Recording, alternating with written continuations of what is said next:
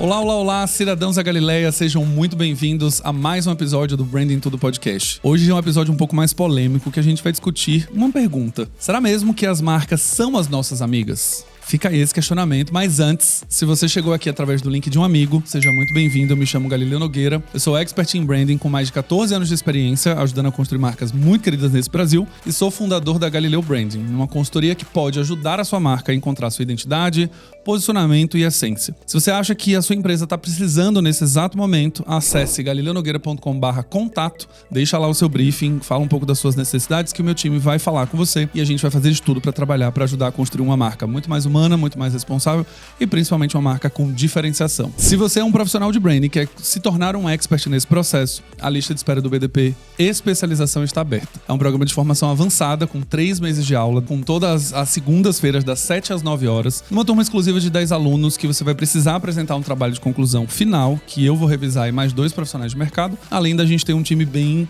menor, uma turma bem menor, para que você tenha a oportunidade de falar um pouco mais sobre os seus desafios da sua marca, do seu negócio, e a gente pode te ajudar num networking muito incrível. Se esse é o seu momento, também galileunogueira.com/BDP, escolhe lá a especialização e coloca o seu nome. E por fim, a gente precisa agradecer ao nosso querido patrocinador de uma marca que eu sou embaixador, que é a Deskfy, uma plataforma de marketing que pode ajudar a sua área a justamente se organizar e sair daquela rotina caótica para uma rotina muito mais estruturada. A gente consegue, numa única plataforma, centralizar o arquivo da marca, brand book, logo, tipografia, ícones, elementos da marca, fazer o pedido e solicitação de briefings para agências para que elas trabalhem. Você pode fazer todo o trâmite ali dentro da plataforma. Você não precisa ficar mandando por WhatsApp, Gmail, papel de pão e telefone, áudios, etc. Centraliza por ali. E você vai ver sua área de marketing muito mais otimizada, gastando tempo no que realmente precisa, que é a estratégia, e deixando a tecnologia trabalhar no operacional, beleza? Acesse deskfy.io, solicite o seu demo, e se você estiver vendo pelo YouTube, é só apontar o seu celular para o QR Code que está aqui na tela e também solicitar o seu demo, beleza? Vamos ao episódio de hoje. Hoje eu tenho um tema que eu não conseguia pensar em outra pessoa.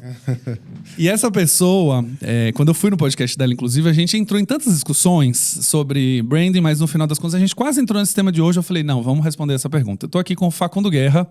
Seja muito bem-vindo ao Branding Todo Podcast. Uma honra, obrigado pelo convite. Bom, a gente vai discutir hoje, Facundo, sobre um papel, e por isso que eu pensei em você. Você é um cara que a gente sabe que tem posicionamentos políticos muito claros, mas não só em relação a políticos partidários, mas a gente está falando de relações políticas, de consumo, que a gente está falando sobre existência, sobre ocupação, enfim, sobre uma questão de viver um ato político também. E aí, quando a gente fala de marcas, você como um grande criador de mais de 14 marcas em São Paulo e no Brasil inteiro, e que vive com marcas, que dá consultoria com marcas também, que ajuda negócios a crescerem, a gente teve uma discussão lá no seu podcast que falava sobre: será que as marcas realmente são legais? Elas estão querendo realmente mudar a sociedade? Elas estão querendo ser realmente diversas? Querendo ser realmente inclusivas? No final é tudo para ganhar dinheiro? No final existe uma genuinidade disso? Enfim, não podemos discutir a intenção, mas a gente pode discutir as ações. E aí? O que você acha no final das contas? Se eu acho que as marcas são nossas amigas, antes de mais nada a gente precisa entender o que são essas marcas, né? Acho que por trás de toda marca tem uma corporação e por trás dessas corporações existem interesses, pessoas. Eu trabalhei em algumas corporações ao longo da minha vida, antes, né, de ser empreendedor. E eu me lembro que existia um único fundamento: você tinha que fazer lucro, antes de mais nada. Você pensar que as marcas são amigas, e aí quando a gente fala de amizade... Eu tô destrinchando a pergunta. Não, vai tá? que vai. Me permite chegar no... Primeiro, conceituar cada um. O que é uma relação de amizade? E o que é amizade. Então, para mim, marca é um invólucro de uma companhia, que por trás tem pessoas, tem fundos, tem interesses de curtíssimo prazo, de fazer lucro, porque nenhuma marca vai ter uma questão moral, fazer o bem e tudo mais, e apresentar resultados negativos que o CEO vai ser... Eu me lembro que no meio da pandemia a gente teve uma discussão com a Nestlé. Eu acho que tinha um CEO da Nestlé que queria pivotar a marca para ESG, sustentabilidade, enfim, todas as questões que estão ali envolvidas em sustentabilidade, humanas, ambientais. E a partir do momento que ele apresentou um resultado aquém daquele esperado pelos stakeholders, né? Pelos donos da marca, pelos fundos e tudo mais, né? Os papéis, o valor dos papéis caindo nas bolsas, o cara foi demitido, né? O cara foi isolado. Então vamos acabar com essa palhaçada. O ESG é importante porque no final das contas ele traz para dentro da marca um resultado que é de médio e longo prazo. e não puramente financeiro. Mas que, por sua vez, também banha essa marca de valor a médio prazo. Então, tem uma questão que é de curtíssimo prazo, que é o valor do papel dessa marca na bolsa, dessa companhia na bolsa, e tem um valor que começa a entrar agora nas discussões, através dessas discussões de ESG e tudo mais, que é o valor dessa marca a médio e longo prazo, que, por sua vez, também reverbera no valor do papel. Então, não existe questão moral aqui, é sempre financeira. Sim. Né? Ponto. Nossas amigas. E eu acho que, assim, para você existir uma questão, para existir uma amizade, você tem que ter um nivelamento de... A amizade, mais uma vez, é uma relação afetuosa, né? Desinteressada, e tem que ter um nivelamento de poder. Você não consegue ser amigo do seu chefe. Né? Se você acredita que você é amigo do seu chefe, você vai quebrar sua cara em algum momento, no momento que ele for te despedir. Algumas verdades aqui sendo ditas. Exatamente. Você não é amigo do seu chefe. Eu, por exemplo, tenho uma equipe grande, eu tento me manter o mais... Eu não consigo desenvolver relações de afeto ou mesmo de amizade com as pessoas com as quais eu trabalho. E se um dia eu precisar demitir essa pessoa? Né? E se um dia eu precisar... Não dá para você ter uma relação de amizade. Para você ter uma relação de amizade, você precisa ter nivelamento de poder. Então, obviamente, que uma marca nunca vai ser nossa amiga. Ela não tem... Aliás, quando a gente vê, por exemplo, os efeitos... Tudo que a gente está vivendo hoje, em termos... Quando a gente fala de ESG, por exemplo, tanto nas questões de impacto climáticas, quanto humanas, quanto econômicas, isso tudo é feito de capitalismo. Né? A gente não está vendo, por exemplo... Eu sei que a gente vai entrar daqui a pouquinho no que está acontecendo nesse exato momento no Sul, mas tudo isso não é assim, não é a chuva que causou. É o descaso, são os efeitos do capitalismo mais selvagem que a gente vive nos dias de hoje. Excesso de consumo. Excesso de consumo, governos que, por sua vez, atendem às agendas corporativas, atendem os lobbies. Os governos, hoje em dia, eles atendem basicamente os interesses corporativos. Né? Isso independentemente do governo ser mais à esquerda ou à direita, eles vão atender... Existe uma agenda por trás. Então, acho que é uma questão um pouco ingênua a gente acreditar que uma marca ela está ali para ser nossa amiga. Não, a marca está sempre atendendo o interesse de uma corporação. A marca é um invólucro simbólico. Aí você vai falar sobre isso muito melhor do que eu. Sobre uma corporação que, por sua vez, é feita de pessoas que têm uma agenda que, por trás, estão humanos com interesse de ganhar dinheiro a curto prazo. É isso. Então, não existe relação de amizade. Agora, na outra ponta, se uma marca abre mão de parte desses lucros para impactar, seja uma comunidade, seja uma região que está sendo afetada por uma tragédia, seja qualquer coisa, quem está recebendo essa energia, quem está recebendo esse remédio, no final das contas, não importa qual que é a intenção da pessoa que está por trás ou da corporação que está por trás, porque no final na ponta final é um alívio. Mas é colocar band-aid numa fratura exposta. Você vai me falar, não, muda alguma coisa? Muda para a pessoa que está na ponta. Por mais que seja um marketing de caridade, por mais que seja um marketing que tenha intenção de venda, a intenção que está por trás não é moral. Não é uma intenção de, eu vou fazer o bem ao mundo. Isso é ingenuidade de quem está recebendo essa mensagem, acreditar que uma marca vai ter a intenção de melhorar o mundo de alguma forma. Ela quer melhorar o seu mundo. Ela quer melhorar o mundo das pessoas que são detentoras daquela... Ou que consomem minimamente. Ou que consomem. Ou, às vezes, te dá até um paliativo de consciência. Você é hiperconsumista, mas, de repente, você vai comprar... Isso acontece comigo também. Eu vou lá no iFood. Eu tento encontrar as marcas, os restaurantes, por exemplo, que me enviam embalagem com menos embalagem, menos plástico. Vai mudar alguma coisa? Não, vai mudar a minha consciência. A única coisa é tipo um analgésico de consciência para quem está consumindo. A gente tem culpa também, porque a gente sabe que o nosso consumo está levando o mundo num lugar que é quase o ponto que a gente passou, já é um ponto de não retorno mais. Vai mudar alguma coisa? Não. Mas vai me deixar mais aliviado de consumir aquilo sem tanto peso na consciência. Agora, que eu acredite que uma marca, no final das contas, consiga ver o lado humano mais além do lado consumidor, o humano que está por trás do consumidor, não. Eu acho que na sociedade atual todos nós somos reduzidos a consumidores, inclusive dentro do nosso direito político. Eu acho que a gente é visto como consumidor. o humano que está por trás do consumidor, nenhuma marca vai conseguir enxergar. É um pensamento... É um pouco radical. Exato. E eu quero trazer alguns contrapontos aqui, né? Eu acho que vamos trazer exemplos também pra gente discutir. É importante. Porque eu acho que assim, quando a gente fala de marcas sendo amigas, e eu acho que você trouxe um ponto muito bom para definir, primeiro, uma relação de amizade. Né? E a gente entender o que é uma amizade. Amizade não tem interesse por trás, amizade não tem uma troca, não é porque eu dou uma coisa que você me dá outra, a gente é amigo. Amizade é um lugar arejado, como diria meu terapeuta. Um lugar de arejado, né? Você senta ali, conversa, joga ideia. A pessoa às vezes pode te julgar ou não, às vezes ela vai te acolher, você pode estar fazendo cagada, a pessoa vai falar, beleza, eu sou sua amiga, vamos até o final. A gente tem ali um... Eu discordo. Mas o que eu quero trazer aqui é do ponto de... uma relação de amizade, por mais que você tenha...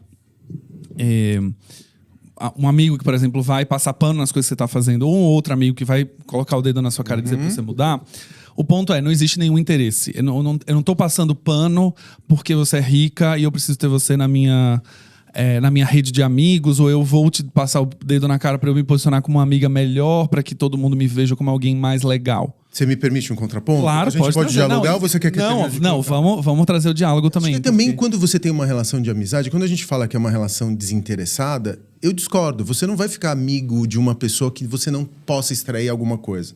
Você fica amigo de quem te deslumbra, quem te faz rir, quem tem uma rede interessante. Qualquer relação política, micropolítica, é interessada. Existe um interesse, ainda que ele não seja muito claro por trás. Você não vai ficar amigo de uma pessoa que você não aprende nada, que você não admira, que você não tem algum tipo de troca. A amizade, ela depende de uma troca fluida, né? De uma admiração, outros componentes, cada um procura alguma coisa dentro de uma amizade. Mas eu acho que o ponto-chave é o nivelamento de poder. Se você tem poder em cima daquela outra pessoa, se você pode transformar a vida dela para bem ou para mal, e ela tem uma relação de dependência contigo, ela deixa de ser uma relação de amizade, ela começa a ser uma relação onde você tem dependência do outro. Sim. E eu acho que aí já não cabe mais o termo amizade. Boa, eu vou refrasear então a minha frase. Refrasear a minha frase é ótimo, né? Eu vou refrasear então o que eu falei. Eu acho que quando eu falo desinteressada, quando a gente faz o contraponto com uma empresa, a empresa tem um interesse muito claro, é fazer você comprar mais e muito mais. Numa relação de amizade, eu tenho sim o interesse de ser seu amigo porque você me ensina alguma coisa, ou porque você me coloca em um evento. Você tem um interesse. Eu acho que essa relação, ela existe, né? Ninguém é amigo de nada por nada. Mas o meu ponto é, numa relação de amizade, se por acaso você tá me ensinando alguma coisa, eu não tô sendo apenas simpático com você pra ter a sua amizade porque você me ensina algo. Eu genuinamente também quero estar com você. E você, de alguma maneira, se tá vendo também que eu te não ensino nada, eu não te inspiro em nada, você também não vai querer ser meu amigo. Tem uma reciprocidade. Tem uma reciprocidade na história. E quando a gente fala no corporativo, essa reciprocidade não é necessária. Eu posso simplesmente servir um produto aqui, você compra, se você se relaciona comigo do ponto de vista... o consumidor é meu amigo? Sim, eu não sou seu amigo de volta como marca. A empresa não necessariamente ela é sua amiga. Ela tá ali para te servir com um produto funcionalmente. Desde que você continue comprando, né? Desde que você continue comprando. Né? Então, e numa amizade de pessoas, né, ela não tem essa desde que você continue ensinando. Se você um dia parar de ensinar, você vai falar, eu não quero ser mais seu amigo. Agora não me inspira mais. Mas as amizades, elas também terminam, né? Elas também terminam, porque mas muda o tipo de... Enfim, as pessoas vão para caminhos diferentes, a pessoa faz uma... Eu já terminei amizades assim porque eu não concordava com alguma posição. Uma posição, seja uma posição política, ou seja algum tipo de comportamento. Às vezes uma posição política tem por trás também uma maneira de ver o mundo. Até relações familiares. Sim, e eu acho que isso acontece. Mas o meu ponto é que a gente não tem uma relação de consumo, como você falou. Acho que tem uma hierarquia de poder em relação à amizade. E numa empresa, no corporativo, tem uma relação de consumo. Se você continuar comprando de mim, eu sou seu legal. Se você não comprar de mim, eu não sou legal com você. Só que o que eu quero trazer aqui de contraponto é que quando você fala, por exemplo, com uma marca como a Dove, que lá em 2004, 2009, não exatamente a data, ela faz uma campanha pela Real Beleza. E aí ela traz aquelas mulheres completamente diferentes do padrão da indústria. Ela simplesmente traz uma mulher com a pele diferente, idade diferente, com corpo diferente. E ela faz o contraponto da indústria. Essa marca, ela não está ajudando, de fato, a gente a mudar um padrão de comportamento. Não, ela está ampliando o mercado e diferenciando a sua mensagem com relação aos seus concorrentes. A Dove não faria isso se não fosse para vender mais. Ela não está. Foi uma campanha genial. Sim. Foi um posicionamento genial. Do ponto de vista de marketing, acho que isso é indiscutível. Sim. Mas quando ela faz isso, primeiro, ela está fazendo diferenciação de mercado, que você sabe que é muito importante, Sim. né? Você ensina Necessário. sobre isso. E as pessoas que compravam os produtos da Dove não se viam mais refletidas no padrão de beleza que a indústria propunha. Então, a partir do momento que ela começa a refletir a consumidora ou o consumidor final, ela cria identidade, identificação e ela amplifica a sua mensagem. Não tem nada de bondade nisso, não tem nada de altruísmo, não tem nada de empatia. É simplesmente, se a campanha tivesse vendido menos sabonete, você acha que a Dove tinha continuado com a sua... Mais uma vez, depende de algo desinteressado e reciprocidade. Não tá... Quando a gente fala de amizade, a gente está no campo moral. A gente não está no campo financeiro. Sim. Então, quando você fala assim, não, mas a Dove trouxe essa campanha, a gente tem inúmeros casos de empresas que mudaram o posicionamento, soaram mais humanas, né? E a gente fala muito de humanização de marca e tudo mais, que a marca precisa ser mais próxima, ela tem que encontrar uma voz, mas tudo isso é para gerar mais venda. Tudo isso é para gerar mais identificação, é para amplificar ou diferenciar do concorrente. A gente sabe que, por exemplo, se você vai fazer... Trazendo para o nosso caso, né? Se a gente vai ficar postando foto de produto no teu feed no Instagram, provavelmente o teu engajamento vai ser muito baixo, né? Porque as pessoas não estão no Instagram para consumir produto, elas estão ali para consumir conteúdo. Por trás da mensagem do conteúdo, você pode ter um produto. E esse produto, ele não é um produto, porque ninguém vende produto, né? Todo mundo vende transformação. Uma experiência. Uma experiência, né? Um refinamento. As pessoas não procuram produto, elas procuram... E ninguém está pensando fora de si. Quando a marca fala, meu propósito, eu sempre acho que isso vai levar em algum lugar esquisito, porque as pessoas não estão interessadas no propósito, não estão interessadas no propósito da marca, elas estão interessadas nos seus propósitos. Ninguém sai de si. É uma verdade dura de engolir. Eu demorei muito tempo para aceitar isso. Mas está todo mundo, no final das contas, só pensando em si mesmo. A empatia é muito falada, mas dificilmente praticada e dificilmente exercitada no dia a dia. Então, eu acho que quando a gente traz esses exemplos de Dove ou tantas outras marcas que fizeram esse tipo de diferenciação, a gente se esquece que se essas campanhas tivessem naufragado, as marcas não continuariam insistindo na mensagem. Então... E tem uma outra coisa, Galileu. Eu vi uma vez, eu não sei qual que é o autor da frase, peço desculpas aqui, acho que se alguém googar vai descobrir, mas outro dia eu ouvi que a caridade é uma virtude humilde. Se você está fazendo publicidade da tua caridade, você está com interesse, você está fazendo marketing de caridade. Você está fazendo marketing altruísta. E como todo marketing, o interesse é fazer venda. Então, se você está ajudando, por exemplo, alguém... e você está fazendo stories no Instagram, mais uma vez, para a pessoa que está na ponta e está recebendo esse tipo de auxílio, tantofas. Porque, enfim, ela está recebendo de alguma forma, é um analgésico naquela hora difícil. Mas a pessoa que está aqui na frente, ela está querendo ser vista como virtuosa. E ela não é virtuosa. Ela está com interesse genuíno de fazer venda, de... criar engajamento, de ser vista como uma pessoa moralmente superior ou uma marca moralmente superior, de mostrar que ela é melhor do que você porque ela está ajudando enquanto você ali está só observando que ela está fazendo aquilo por interesse financeiro. Então, eu acho muito... Se você está vendendo alguma coisa e você está criando uma mensagem de empatia na outra ponta... O teu interesse é continuar vendendo e vender cada vez mais e vender mais do que os seus concorrentes. E aí a gente volta para o capitalismo mais simples. Eu achava, quando eu trabalhava em corporação, até hoje, tendo os meus negócios, eu acho... E mais uma vez, eu sou capitalista, eu não estou dizendo que isso é errado, eu não estou querendo... Não, e eu acho que a discussão desse episódio é muito mais para que a gente encontre talvez um meio do caminho em relação a você pode lucrar e também provocar mudanças, do que necessariamente dizer se isso é certo ou errado. Cara, e eu acho essa discussão fundamental. Porque a gente só vai chegar... Primeiro, esse ponto que você trouxe, eu acho ele muito interessante. Tá, mas aí, ficar criticando o capitalismo turbo, esse capitalismo selvagem que a gente vive do hiperconsumo. E aí? Né? Qual que é a solução? Porque a gente precisa partir de um pressuposto que os governos, eles atendem ao lobby das marcas, eles basicamente atendem os interesses corporativos. Não adianta você reciclar seu lixo, porque isso vai trazer um impacto muito pequeno na situação em que a gente vive hoje. Quais são os grandes agentes de transformação que a gente tem hoje no mundo? Corporações. Pequenas, médias empresas, grandes empresas. Quem detém poder hoje para transformação são as empresas. Ponto. Então, qualquer tipo de transformação vai vir por regulação efetiva. A gente está falando agora de regulação. Você viu que nos Estados Unidos eles começaram a discutir o prazo das empresas, das montadoras eletrificarem os seus carros. Por quê? Porque perceberam que o consumo de veículos elétricos estava aquém daquilo que era esperado. Entendeu? Então, a gente vai empurrar mais para frente a obrigatoriedade de você ter um veículo elétrico. E é interessante porque ninguém fala, não, hoje você tem que usar transporte público. Uhum.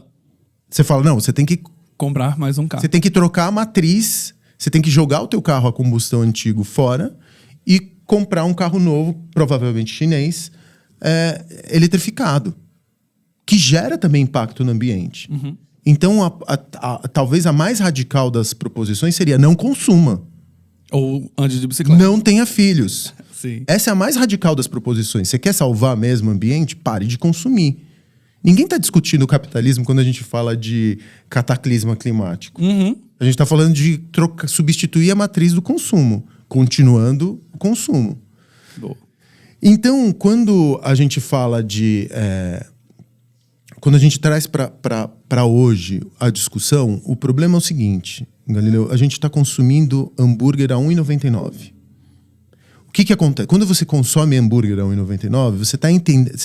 O valor de uma companhia ele é muito é quase subjetivo. Porque, por exemplo, o Elon Musk fala uma besteira no Twitter, o valor das ações da Tesla. Da X, as ações da Tesla caem 20%.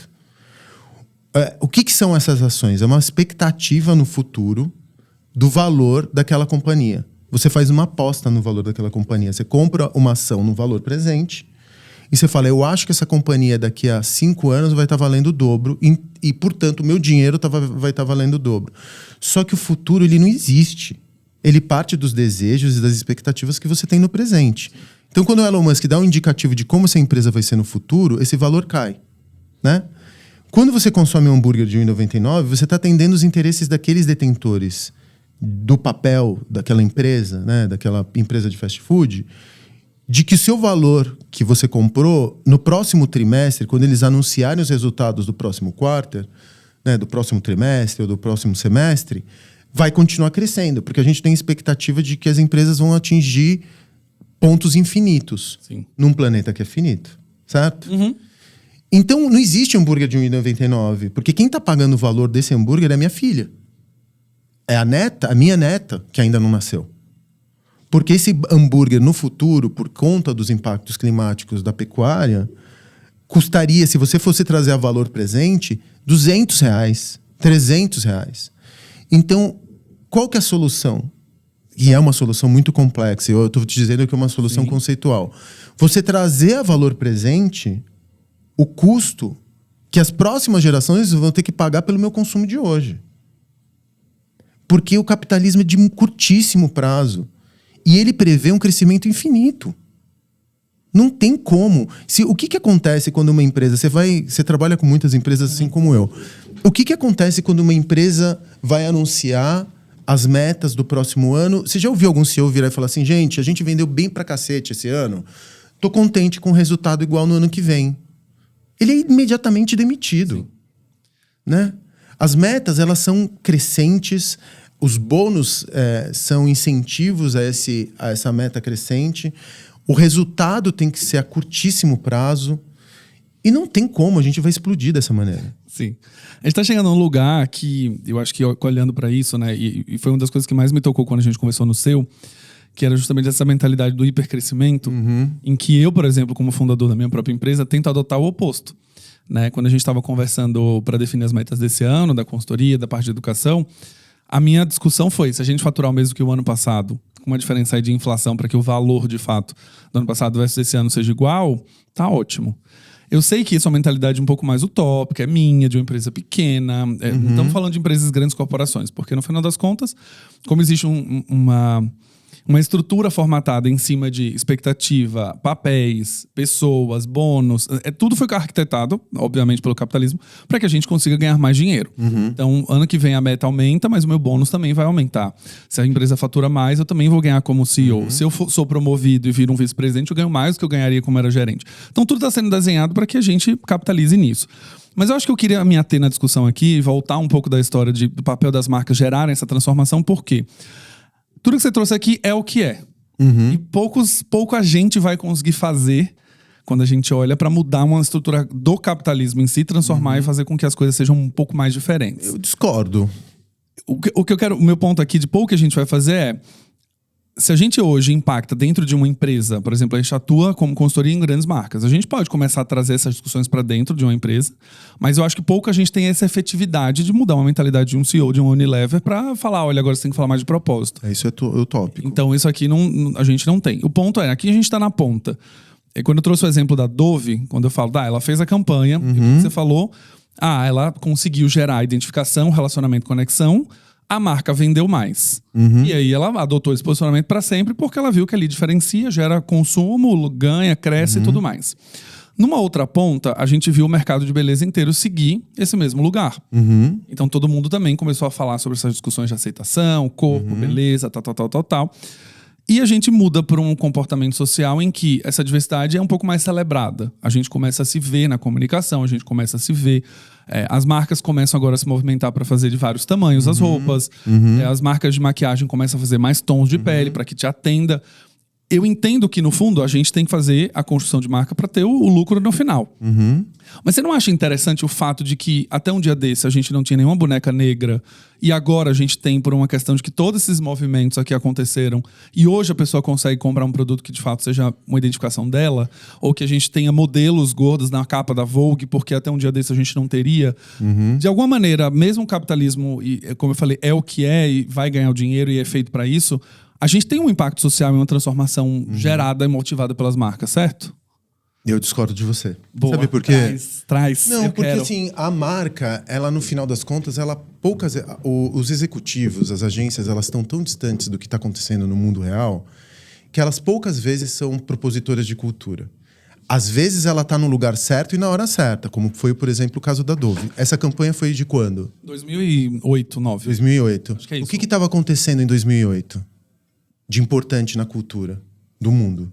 Redes sociais. Né? Acho que o Instagram é de 2008, era o Orkut, e aí a gente começa a ter a ascensão. Não, o Instagram é posterior, 2011, né? Era 2010. Orkut 2008. Facebook 2010, né? Facebook 2010. Então o que começa a acontecer? Você começa a ter. A cultura começa a pivotar de uma grande mídia que mandava uma mensagem de como as coisas deveriam ser, para as pessoas se tornando seus próprios canais de mídia.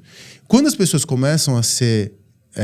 Quando as redes sociais entram em 2010, você começa a ser exposto cada vez menos a uma mensagem blocada e única da grande mídia para mensagens de pequenos criadores de conteúdo. YouTube também é dessa época. Sim. Comunidades do Orkut. Comunidades do Orkut. E você começa a ver criadores de conteúdo, que começam a propor outras maneiras de existir. Então eu acho que a Dove estava no lugar certo na hora certa. Mas exatamente nessa época a gente começa a perceber uma mudança de uma maneira de comunicar quase blocada da grande mídia, dizendo como que o corpo deveria ser, para criadores de conteúdo falando, eu também existo. A minha existência também é importante e eu represento uma fatia de sociedade que não se vê representada por essa mensagem unificada. Então, mais uma vez, eu acho que o que aconteceu depois no mercado foi uma felicidade dessa empresa, ela tá no lugar certo, na hora certa, percebendo, talvez, até mérito de quem criou essa campanha, que existia uma mudança cultural importante acontecendo através das redes sociais. E que depois se verificou. Hoje em dia, com rede social, você ataca microcomunidades.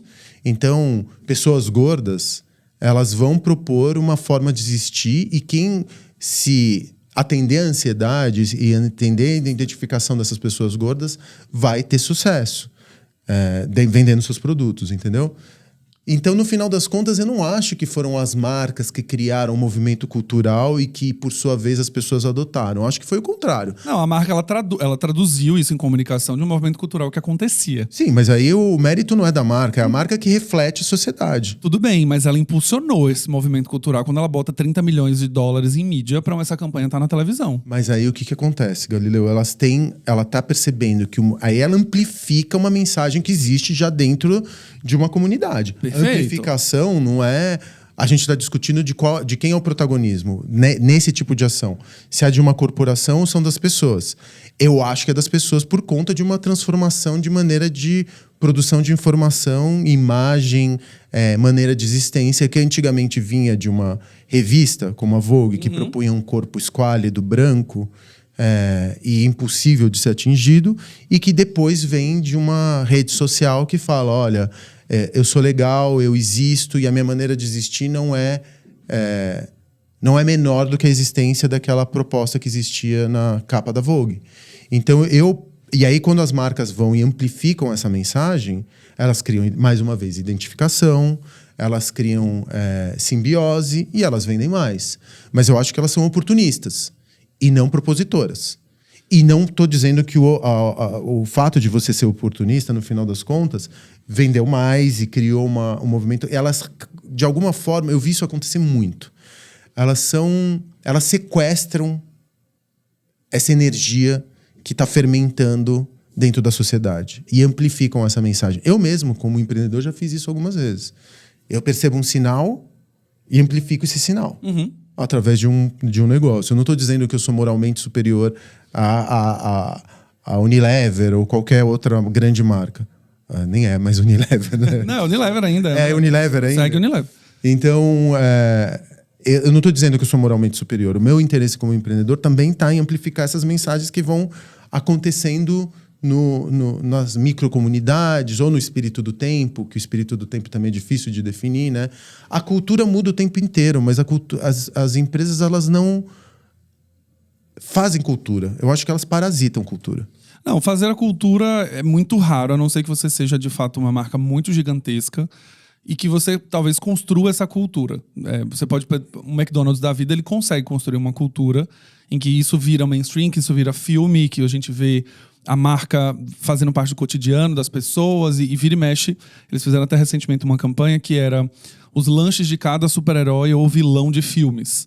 Então, em algum momento, assim, sei lá, o Padrinho tava lá, o cara lá sentado comendo no McDonald's. O Loki do Marvel tem uma cena do filme que ele pede um McDonald's. Faz parte da cultura ali. Não tô dizendo que ele criou um movimento de mudar isso, mas ele entrou de uma maneira que virou um símbolo cultural. Ele tá ali como parte da sociedade contemporânea e tal, da cultura pop, etc. E eu concordo contigo, porque quando a gente fala de construir um posicionamento de marca, a gente tá o tempo inteiro olhando para esses sinais, para que eles sejam únicos, críveis, entregáveis e relevantes, e você se aproprie deles. Eu acho que a palavra apropriação ela é a correta mesmo. Quando você fala assim, tá vindo um movimento de rede social, a campanha da Dove é isso. A campanha da Dove era na época do Fotolog, principalmente, e que a campanha toda foi desenhada em cima de uma mulher sendo retocada no Photoshop do início ao final, para parecer perfeita. Ali era um fenômeno que a gente vivia com cidadão. Na hora de postar uma foto, eu ficava, eu preciso editar aqui, preciso editar aqui. A marca foi lá e falou, mas se a gente realmente for pela real beleza da história e eu mostrar que eu sou a marca que... Não, eu me preocupo com o oposto. Eu quero que as pessoas sejam o que elas são.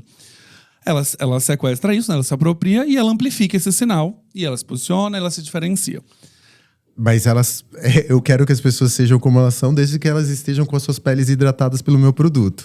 E aqui, então, é por isso que eu tô te falando. Eu acho na natureza, ninguém hidrata a pele, né? Sim, e eu acho que o meu ponto aqui nessa discussão, e que tá sendo muito legal ouvir também esses lugares, né? A gente tá em uma discussão de capitalismo, principalmente, e que é uma essência do capitalismo. Eu acho que é incontornável. Né? Porque não é uma coisa que a gente pode falar assim, então a partir de hoje não vamos fazer mais nada. Pra mim, o capitalismo é um fato dado, não tem o que discutir. Por isso que eu falei, é o que é. A gente pode provocar transformação? Pode. A gente pode levar o discurso para lá dentro, a gente pode conversar, talvez com mais ou menos força em determinado lugar. Mas o meu ponto, né, eu acho que, de novo, voltando para a história da transformação que essa apropriação causa, quando eu falei de Dove, A Dove fez isso, aí o mercado de beleza inteiro começou a fazer isso, aí a Vogue foi lá e mudou o padrão de capa que ela teria. No fundo, existe um interesse? Sim, para vender mais edições, para as pessoas se verem representadas. No contraponto, a gente olha assim, tá, quando foi a última vez que a Vogue colocou uma pessoa negra na capa? Há 20 anos era indiscutível, hoje a gente tem uma presença muito mais forte. Quando foi a última vez que, sei lá, através de um bar que você abriu, você tinha uma linha de frente que era totalmente feita de pessoas trans? Até um dia desse elas não tinham emprego. Então, de alguma maneira, o que eu tô querendo chegar aqui numa discussão é, embora o capitalismo venha, lucre, se aproprie, sequestre, alguma coisa de benefício para a sociedade acontece?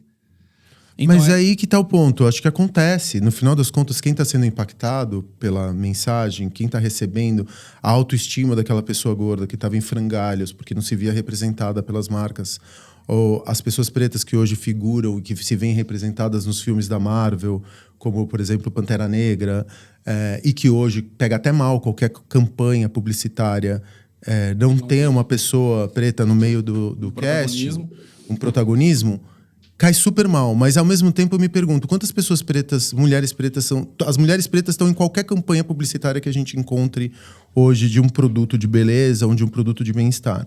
Quantas CEOs mulheres pretas a gente tem hoje? Quantas mulheres pretas estão em cargos diretivos? Transformação real, ela existe enquanto um corpo gordo, uma pessoa preta, uma mulher trans, um homem trans, forem consumidores de produto. Mas nunca deterem poder para determinar qual tipo de produto vai ser consumido ou para onde vão os recursos desse tipo de produto. A gente tem, mais uma vez, o meu problema não é com o capitalismo. Para mim, o capitalismo é um fato dado. O meu problema é com desigualdade social.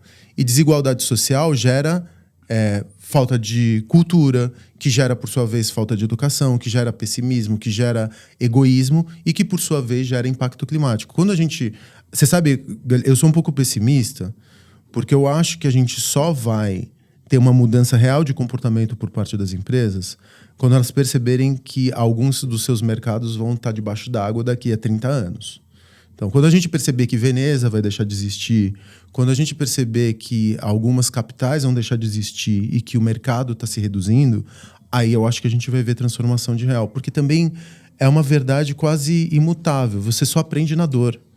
Mas aqui a gente, pensando no fato dado do capitalismo, a gente vai ver de novo um artifício que é, quando esses mercados deixarem de existir, outras coisas serão criadas para serem exploradas também. Para que a empresa continue crescendo e lucrando. Isso eu acho que é um fato. Sim, mas quando a gente chegar num ponto de não retorno... Tipo, não há mais mercado para consumir. Exatamente. Não é uma discussão de simplesmente mudar meu posicionamento. Não vai mudar mais posicionamento. Quando você perceber que realmente a gente tá... Quando as pessoas realmente estiverem desesperadas e quiserem estocar água.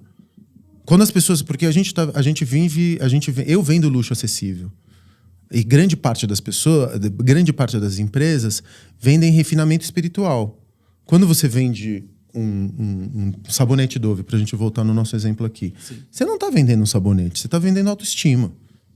Né? Por isso que Dove mudou o seu posicionamento, por isso que Dove começou a retratar outros tipos de corpos. Porque ela está vendendo autoestima. Ela não está vendendo limpeza e... hidratação. Isso se vendia na década de 50. Sim. Né? Hoje... a gente não vende mais atributo funcional, né? A gente vende atributo espiritual.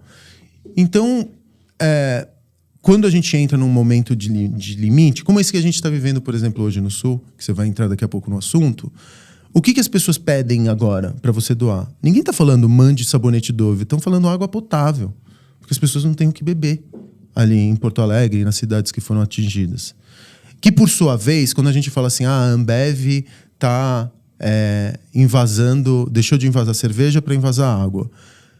É louvável pra cacete. Eu não tô discutindo. Quem tá recebendo na ponta essa latinha de água, tá matando sua sede, tá eventualmente sobrevivendo.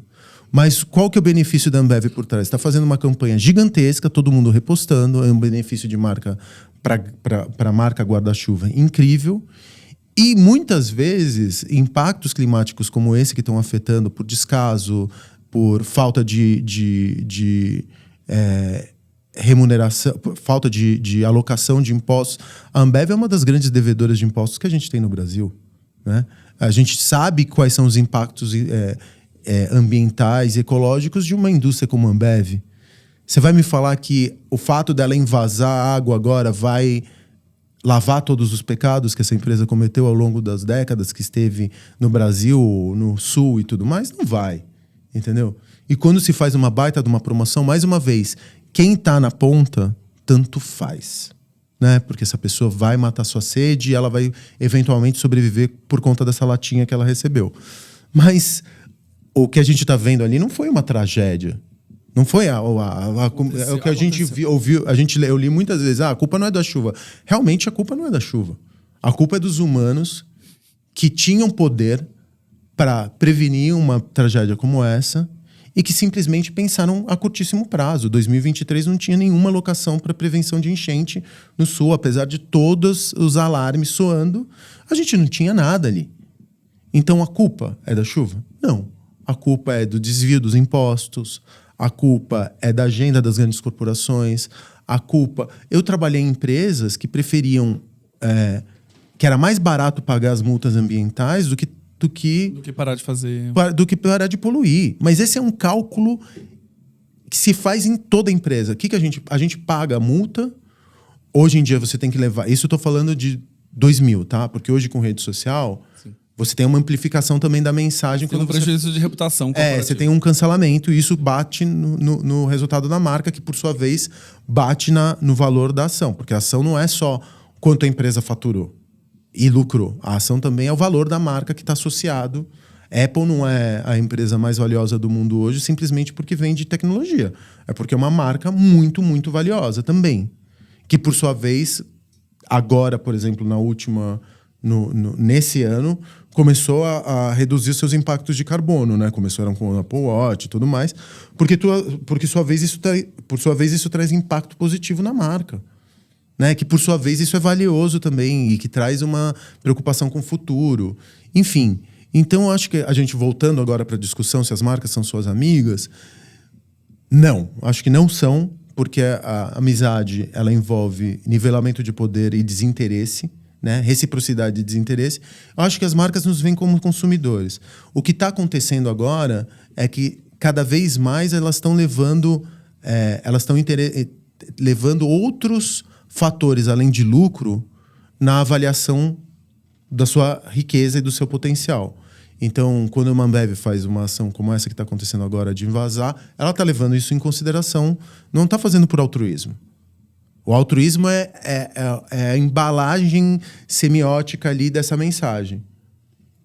Mas ela está fazendo porque isso aumenta seu valor como marca. Então, eu acho que às vezes a gente é até ingênuo a gente acreditar que uma empresa é boazinha ou é bondosa. Mais uma vez, a caridade é uma virtude tímida, humilde. Se você está fazendo isso, falando que você está fazendo isso, você está fazendo marketing de caridade. E não empatia. Pô, aqui a gente tem uma...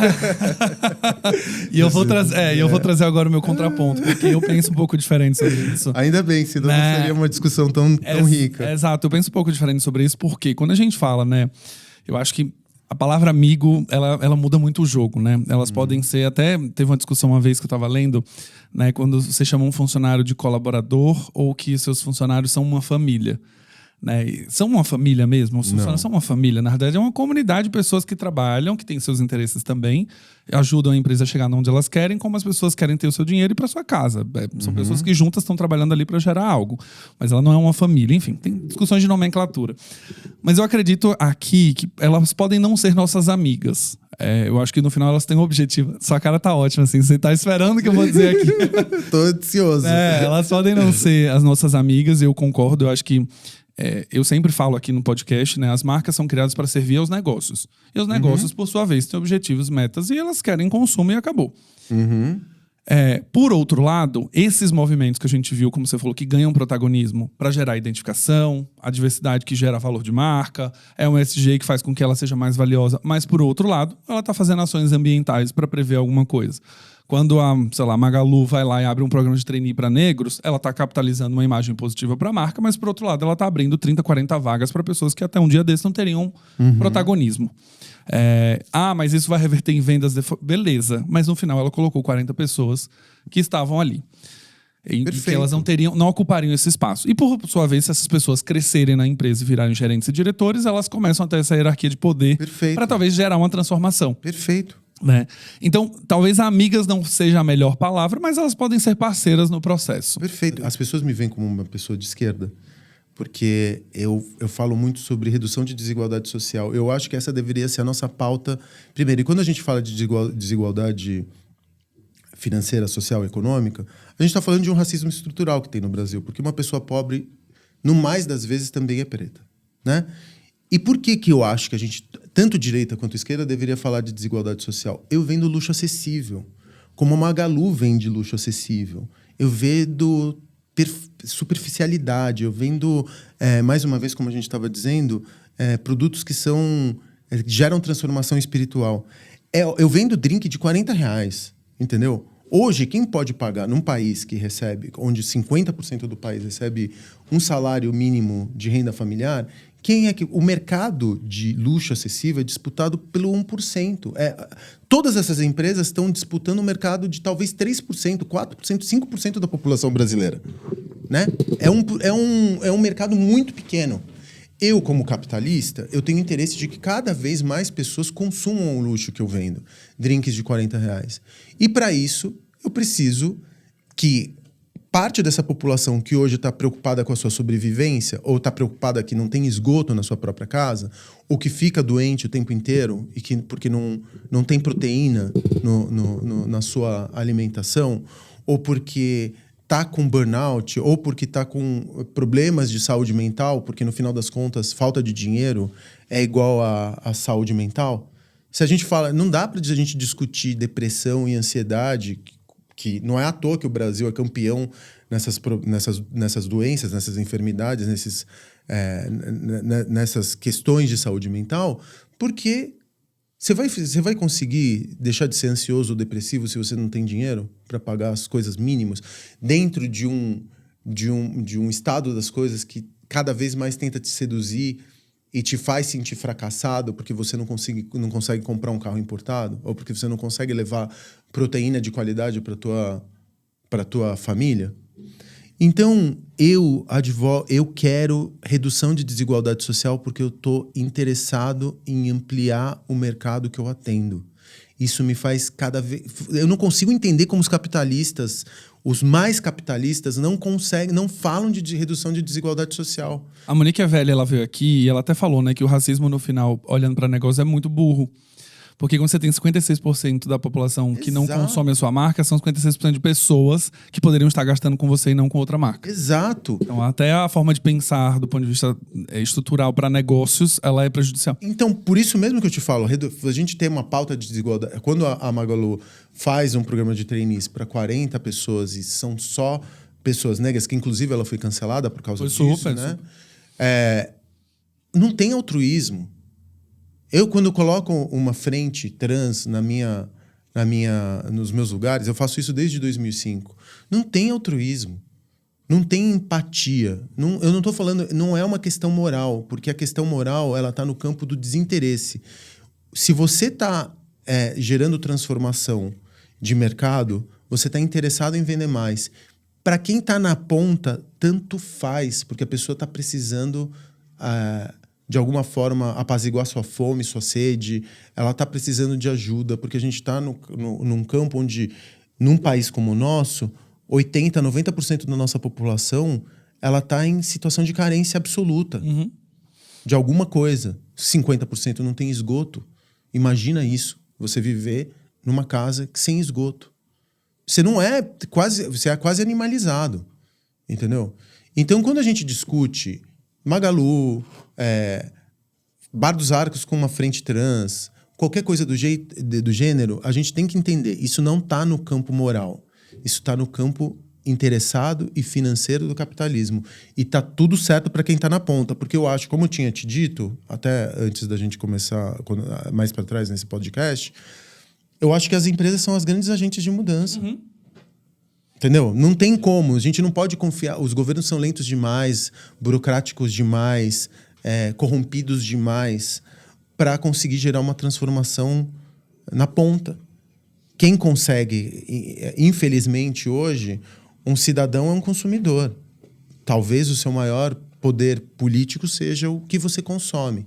A partir do momento que você consumir algo de uma empresa que tem um comportamento racista, um comportamento excludente, você está dando dinheiro na mão de alguém que tem uma visão de mundo que te exclui no futuro. Então eu acho sim que hoje em dia talvez o que você consome tenha mais poder de transformação do que o teu voto. A gente está vendo isso até em números também, quando a gente olha de Gen Z. Já existem algumas pesquisas que mostram que boa parte da Gen Z ela consome de empresas que representam o que ela acredita. Então, mas ao mesmo tempo a Gen Z compra na Shopee e na Shine, né? Exato. Quando a gente olha para isso, essas pesquisas elas mostram. Conflitante, são né? conflitantes. O ponto é que eu acho que tem uma mudança que pode vir ao longo do caminho aqui, que eu vi uma pesquisa recente que falava sobre isso, né? A Gen Z, por exemplo, começa a cobrar das marcas e o processo de consumo é quase como se eu estivesse perpetuando aquele negócio para existir. Então se eu estou consumindo o Bar dos Arcos, porque ele tem valores que eu acredito, então eu estou dando dinheiro para que o Bar dos Arcos continue existindo. A partir do momento que ele tem valores que eu não acredito, eu paro de consumir, essa marca provavelmente será extinta, e aí beleza, vamos embora também, né? Essa marca acabou porque ela tinha uma política racista, ou ela tinha uma política que eu não acredito. E a gente vê em alguns aspectos, mas ainda longe da realidade brasileira principalmente, marcas serem boicotadas de fato, elas de fato falirem, elas de fato fecharem os seus negócios. Mas teve algum caso na gringa de uma marca que faliu porque foi cancelada? Existem 2 casos que eu já trouxe aqui, né? Que elas não faliram, mas elas entraram num processo completamente diferente, que foi Victoria's Secret. Até comentei isso no seu podcast. A Victoria's Secret fechou 250 lojas nos Estados Unidos. Na época de pandemia, pós-pandemia ali, ela não conseguiu ter o seu valor de mercado volta ao original do que ela tinha, e a Abercrombie, que de moda também, foi uma marca que hoje ela perdeu basicamente 0,7 do seu faturamento do que ela tinha por uma questão de posicionamento. Essas 2 marcas decidiram se manter fiéis ao posicionamento branco, magro, corpo escultural. E aí já traz todo o contexto que a gente discutiu aqui. É um posicionamento que para agora não funciona mais como sociedade. Essas marcas falaram, não, a gente não vai mudar o nosso estereótipo. Elas venderam menos, vendendo menos elas fecharam os seus negócios, fecharam suas lojas. E aí o que elas fizeram? Se reposicionaram para trazer corpos diversos, mas agora já era tarde. Então elas não conseguiram voltar ao seu prestígio. Tem algumas marcas que já viveram isso também. A gente teve um caso aqui no Brasil do oposto que você trouxe também, que foi o Bradesco, quando fez uma campanha sobre meio ambiente e de cuidar de água e racionamento, etc. E o público do agro fez uma carta pedindo para que o Bradesco tirasse a campanha do ar. Não me lembro. Que também é a mesma coisa, né? Você tem um público até derrubaram o CMO de lá, né? Por conta disso. Exato. Então aqui, pra gente fechar o episódio, a gente nem entrou na discussão do Rio Grande do Sul, porque aqui acho que daria um outro episódio. Total. Mas assim, eu tava conversando com o Facundo antes, né? Existe uma questão de marketing de oportunidade. A gente tá no momento de rede social hoje que todo mundo quer construir sua própria marca. Então você entra sempre num dilema. Eu, por exemplo, fiz uma doação e aí eu fiquei na dúvida se eu postava que eu fiz a doação ou não.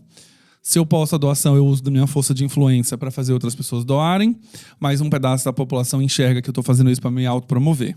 Aí eu pego e falo, então não vou aparecer. Aí eu queria fazer um vídeo explicando como que as marcas podem ajudar nesse momento da enchente, mas não precisarem vender, atrelar produto a uma doação. E aí metade das pessoas comentaram do tipo, não, se você está fazendo isso, o que você ajuda nesse exato momento? Ficar sentado criticando as marcas que estão fazendo, isso não está ajudando em nada. E aí, por um outro lado, eu falo, então eu não vou fazer vídeo nenhum. E aí você fica nesse processo constante, né? E aí um dos comentários do hate era... Mas você fazendo um post criticando as empresas que fazem isso, está tentando construir uma imagem que você é um profissional melhor que todos os outros e que a sua consultoria sabe fazer mais do que a outra consultoria. Então tem uma hora que você também, basicamente você fala, bom, eu vou seguir o que eu realmente acredito e vou fazer. Porque senão você não vive nessa história. Lógico. Você vai sempre ter o hate de algum lado. E eu acho que assim, quando você traz, né, não é altruísta e a gente faz tudo pelo interesse, para vender, para se posicionar, para criar, para construir. Eu acho que tudo bem, a gente nunca vai saber da intenção das pessoas no final. A intenção genuína, se elas querem vender ou não, se elas estão fazendo porque elas querem, a gente não tem como saber. O ponto é, no meu caso em específico, eu falei, cara, eu vou fazer o conteúdo. Eu quero que pelo menos as marcas que vão ajudar, elas não façam feio. Elas não fiquem atrelando, na compra de 3 produtos a gente vai doar 1. Cara, não faz isso, esse é um momento de tragédia. Se eu pudesse ser porta-voz para você não fazer isso, bom demais. Mas isso constrói imagem para mim, vai ser um profissional, eu tô me promovendo. Para este aspecto eu quero me promover, então tá tudo bem. Então, pra gente fechar, marcas são amigas ou não são? Elas são parceiras, elas são companheiras, elas empurram a sociedade para frente, elas não empurram. Como que chegamos nessa conclusão? Eu acho que para marcas não são amigas, pessoas são amigas. Pessoas são amigas. Então você percebe que você... Tem muita gente que está ajudando. E está ajudando silenciosamente. Entendeu? Mais uma vez, e eu quero deixar isso muito, muito sublinhado. Para quem está na ponta, não interessa a intenção. O importante é fazer. Se você vai fazer... Até nessa promoção de 3x1, se você vender, se você comprar eu dou não sei o quê. Cara, na ponta, a situação é de emergência. Então, na ponta, é feio fazer um negócio desses? Eu concordo com você. Eu acho de mau gosto. Eu acho deselegante. Mas foda-se pra quem tá na ponta, entendeu? Eu preciso disso. Aí a gente vai entrar em outro episódio. Porque se for entrar pra quem tá na ponta, então vamos só negar imposto pra pegar o imposto desse mês e pagar pra essas pessoas. Vamos fazer um caixa 2 aqui também, passar pra Concordo, desde que você se responsabilize pelos seus atos, beleza. Exato. Ou então você funde seu próprio estado, né? Porque também pode ser um outro caminho. Você pegar uma ilha e se declarar imperador da ilha. Sim. Tá, e você não consegue viver em sociedade porque você não consegue cumprir com as regras mínimas. Mas, no final das contas, eu acho que pessoas são amigas, entendeu? Entender que uma... E mais uma vez, eu prefiro comprar de uma empresa que faça marketing de caridade ou que tenha uma estratégia de SD que, no final das contas, leve a médio prazo os impactos que está causando na sua avaliação, que tenha por trás um fundo que só investe, que é um fundo verde. Eu prefiro comprar de marcas que estão, pelo menos na sua discussão, ainda que seja só de comunicação, levando esses impactos em consideração. O que não quer dizer que eu sou ingênuo o suficiente para entender que elas estão sendo minhas amigas. Entendi. Eu só estou com uma agenda alinhada com a delas. É isso. A gente estando com as agendas alinhadas, perfeito. Porque, mais uma vez, eu acho que o consumo ele dá um voto num tipo de futuro que você deseja. Então, eu prefiro investir meu dinheiro em marcas que têm a mesma agenda que a minha. Ponto. Não existe relação de amizade, não existe relação de altruísmo. É uma relação de interesse. Muito bom, muito bom. Facundo, muito obrigado por trazer seu ponto de vista e contribuir para esse episódio tão rico. Acho que é um dos primeiros que a gente tem uma discussão, um debate. Geralmente os episódios a gente só troca, a pessoa traz um conteúdo. Porque o assunto é polêmico também, Exato. Né? E eu já estava há um tempo querendo trazer alguém com ponto de... A gente tivesse, de fato, uma discussão. E não simplesmente só uma troca de como que é a sua empresa, me conta a história, eu conto... Não, vamos trazer uma discussão aqui. Então, muito obrigado pela generosidade do seu tempo e dos seus argumentos aqui também. Não, obrigado você por também me permitir falar o que eu realmente penso. É bom, né? Porque muitas vezes a gente está sempre num território meio... Esse é um território meio chapa branca. A gente não pode falar muito porque senão tem medo de ser cancelado. Exato. Então, se você quiser me cancelar, me cancela que eu não tô nem aí. Eu continuo acreditando que as marcas podem mover a sociedade para frente e pelo menos elas... Eu também acredito na mesma coisa, Gabriel. Exato, né? E que elas lucrem no final com essa história porque a gente tá aqui para isso. As nossas empresas também estão aqui com o último finalidade como um papel ali, é realmente o lucro, mas... Eu também quero ficar cada vez mais rico. No meio do caminho, vamos fazer com que mudanças aconteçam. É isso. Cidadão, se você gostou desse episódio, não esqueça de dar 5 estrelas no seu player favorito e mandar para pelo menos 3 pessoas a entenderem que se essa marca é sua amiga ou não, ou se ela só tá querendo que você compre mais dela. Na opinião do Facundo, na opinião do Galileu, você vai ouvir algumas discussões aqui muito incríveis, beleza? Se você não mandar para 3 amigos, você sabe que seu passaporte de cidadão vai ser negado, bloqueado, seu visto vai ser bloqueado. Eu vou te perseguir até o final da internet, você não vai acessar nenhum conteúdo meu, tá bom? Um abraço e vejo vocês no próximo Branding Tudo Podcast.